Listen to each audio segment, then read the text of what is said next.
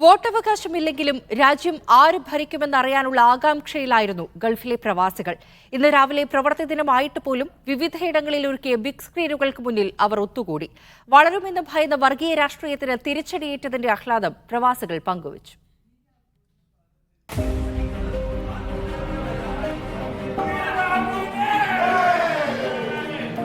രാജ്യത്തിന്റെ ഭാഗതയെ നിർണ്ണയിക്കുന്ന തെരഞ്ഞെടുപ്പിന്റെ ഫലമറിയാൻ രാവിലെ മുതൽ പ്രവാസികളും ടെലിവിഷന്റെ മുന്നിലായിരുന്നു. നമ്മളിപ്പോൾ ഉള്ളത് ദുബൈയിലെ ഒരു ഹോട്ടലിലാണ്. അവിടെ ദുബൈയിലെ വ്യവസായ പ്രമുഖരടക്കം ഉള്ളവർ ഫലമറിയാനായി ഒത്തുകൂടിയിട്ടുണ്ട്.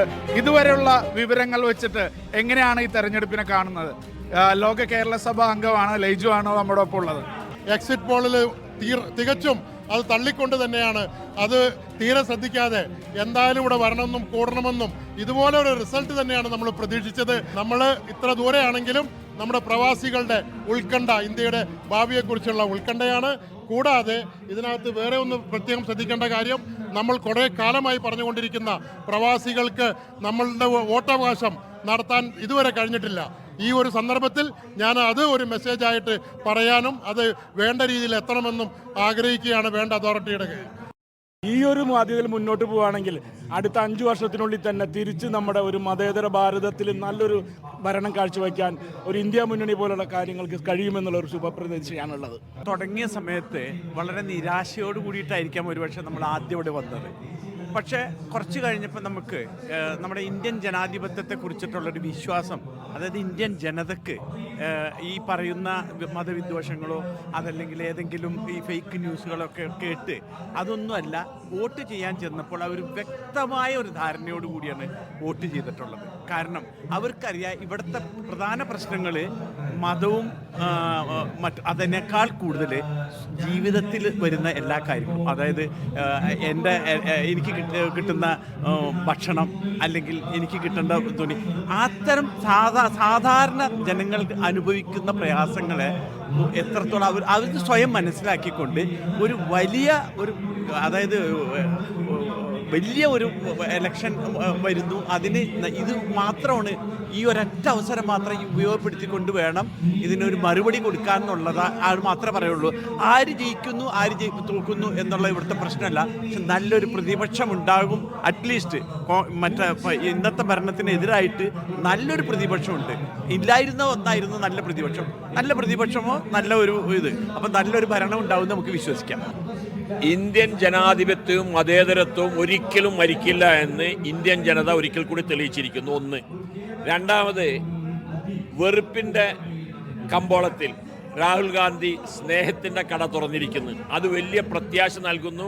അതിലൂടെ ഇന്ത്യ വീണ്ടും തിരിച്ചു വരും. പഴയ ഇന്ത്യ 10 കൊല്ലം 20 കൊല്ലത്തേക്ക് പുറകിലേക്ക് കൊണ്ടുപോയ മോദി കൊണ്ടുപോയ ഇന്ത്യ തിരിച്ചു വീണ്ടും വരും.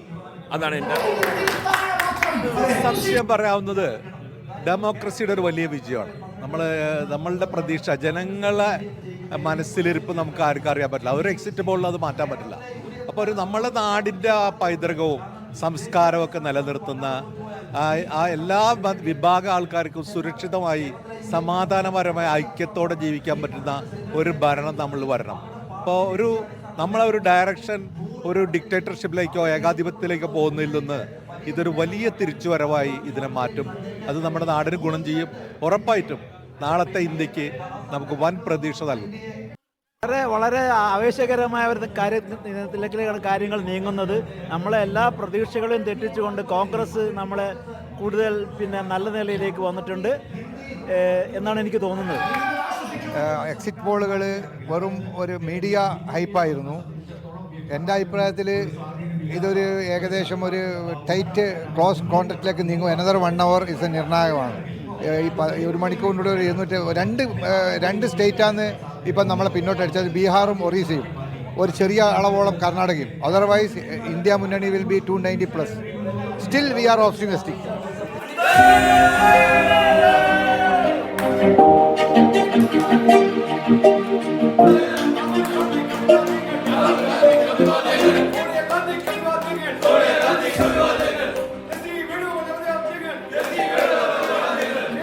ദുബൈയിലെ കോൺഗ്രസ് ഇൻഗാസ് പ്രവർത്തകർ ഇലക്ഷൻ ഫലം അറിയാനായി കാത്തിരിക്കുന്ന സ്ഥലത്താണ് നമ്മളുള്ളത്. ഇതുവരെ എങ്ങനെയാണ് കാണുന്നത്? ഇന്ത്യയെ ഒരു വർഗീയ രാഷ്ട്രീയത്തിലൂടെ ജനങ്ങളെ ഭിന്നിപ്പിക്കുന്നതിന് നരേന്ദ്രമോദിക്ക് കൊടുത്ത ഒരു തിരിച്ചടിയാണ് ഇന്ത്യൻ ജനത. ഭൂരിപക്ഷ വർഗീയത എന്നുള്ള ഒന്നില്ല. എല്ലാ ഹിന്ദുക്കളും മതേതരത്വത്തോടുകൂടി ഇന്ത്യയിൽ വസിക്കണമെന്ന് ആഗ്രഹിക്കുന്നത് കൊണ്ട് തന്നെയാണ് അയോധ്യ കാണിച്ചിട്ട് പോലും UP-യിലടക്കം മോദിക്ക് ഇത്തരത്തിലുള്ളൊരു പ്രഹരം കിട്ടിയത്. 4000 കിലോമീറ്ററുകളോളം കന്യാകുമാരിയിൽ നിന്ന് സ്റ്റാർട്ട് ചെയ്ത് അങ്ങ് ജമ്മു കാശ്മീർ പോലെ ജനങ്ങളുടെ ഹൃദയത്തിലൂടെ സഞ്ചരിച്ച രാഹുൽ ഗാന്ധിയുടെ വിജയമാണ്. പ്രവാസികളെ അടക്കം ഒരുപാട് വാഗ്ദാനങ്ങൾ തന്ന് പറ്റിച്ചുകൊണ്ടിരിക്കുന്ന പിണറായി വിജയന് കൊടുത്തിട്ടുള്ള ഒരു വലിയ അടിയായിട്ട് തന്നെയാണ് ഇത് കാണുന്നത്. പ്രവാസികൾ ഞങ്ങളെല്ലാ ആളുകളും ഒരു 80% വരുന്ന ഞങ്ങളുടെ പ്രവർത്തകർ നാട്ടിൽ പോയി പ്രവർത്തിച്ചിരുന്നു. കാരണം ഇന്ത്യയുടെ മതേതരത്വം കാത്തു സൂക്ഷിക്കേണ്ടത്, ജനാധിപത്യം തിരിച്ചു കൊണ്ടുവരുന്നത് ഞങ്ങളെയൊക്കെ ആശങ്കയിലാക്കിക്കൊണ്ടാണ് ഞങ്ങളൊക്കെ ഇവിടെ താമസിച്ചതും ജീവിച്ചു പോരുന്നതും. അതിന് കിട്ടിയ ഒരു പ്രതിഫലമാണ് കേരളത്തിൻ്റെ UDF-ൻ്റെ വിജയവും ഇന്ത്യ മുന്നണി. ഏതൊക്കെ എക്സിറ്റ് പോളുകൾ ഉണ്ടായാലും എങ്ങനെയൊക്കെ പെയ്ഡ് മീഡിയ പണിയെടുത്താലും മോഡിയുടെയും അമിത് ഷായുടെയും രാഷ്ട്രീയം അത് ഇന്ത്യയുടെ അന്തസ്സിനും ഇന്ത്യയുടെ ജനാധിപത്യത്തിനും എതിരാണെന്ന് ഇന്ത്യൻ ജനത തെളിയിച്ചിരിക്കുന്നു. എന്താണ് തൃശ്ശൂർ കൈവിട്ട് പോയതിനെ കുറിച്ച് എന്താ പറയാനുള്ളത്? ഇന്ത്യ ഒട്ടുക്കും മതേതരത്വത്തിന് വേണ്ടി കോൺഗ്രസ് വടപൊരുതുമ്പോൾ കേരളത്തിൽ അഡ്ജസ്റ്റ്മെൻറ്റ് രാഷ്ട്രീയം കളിച്ച് ഇടതുപക്ഷം NDAക്ക് ഒരു സീറ്റ് കൊടുക്കുന്ന ഒരു വിധത്തിലേക്ക് കാര്യങ്ങൾ കൊണ്ടുപോയിരിക്കുകയാണെന്നുള്ളതാണ് യാഥാർത്ഥ്യം. ഈ തെരഞ്ഞെടുപ്പിൽ പ്രവാസി സംഘടനകൾ, പ്രവാസി ഇൻകാസ് സംഘടന വളരെയധികം പ്രവർത്തിച്ചിട്ടുണ്ട്. ഒരുപാട് പേർ കേരളത്തിൽ പോയി പ്രവർത്തിച്ചിട്ടുണ്ട് എന്നിവിടെ പറയാൻ ഞാൻ ആഗ്രഹിക്കുകയാണ്. ഈ തെരഞ്ഞെടുപ്പിൽ പ്രവാസികൾ എന്ന നിലയിൽ ഞങ്ങൾ ഒരുപാട് ആഹ്ലാദിക്കുകയാണ്. കാരണം ഞങ്ങൾ മറ്റൊരു തെരഞ്ഞെടുപ്പിനും ഇല്ലാത്ത വിധത്തിൽ ഈ പ്രവാസ ലോകത്ത് നിന്ന് ആയിരക്കണക്കായ ആളുകളാണ് നാട്ടിൽ പോയത്. അതുകൊണ്ട് തന്നെ ഈ തെരഞ്ഞെടുപ്പ് വിജയം ഞങ്ങളെ സംബന്ധിച്ചിടത്തോളം അഭിമാനകരമാണ്. നമുക്കറിയാം, കഴിഞ്ഞ കാലഘട്ടത്തിൽ നിന്ന് രാഷ്ട്രീയ പ്രവർത്തനം വ്യത്യസ്തമാക്കുന്നതിൽ വർഗീയത കൊണ്ട് കുഴിച്ചു മൂടാമെന്ന് കേരളത്തിലും കേന്ദ്രത്തിലും വിചാരിച്ചു. നമുക്ക് വടകര അടക്കമുള്ള പ്രദേശങ്ങളിൽ കാഫിർ പ്രയോഗം നടത്തിക്കൊണ്ടാണ് തെരഞ്ഞെടുപ്പിനെ ഇടതുപക്ഷം നേരിട്ടത്. എന്നിട്ട് പോലും ജനങ്ങൾ തിരിച്ചറിവിൻ്റെ പാതയിലാണ് എന്ന് ഇത് വ്യക്തമാക്കി തരുന്നു.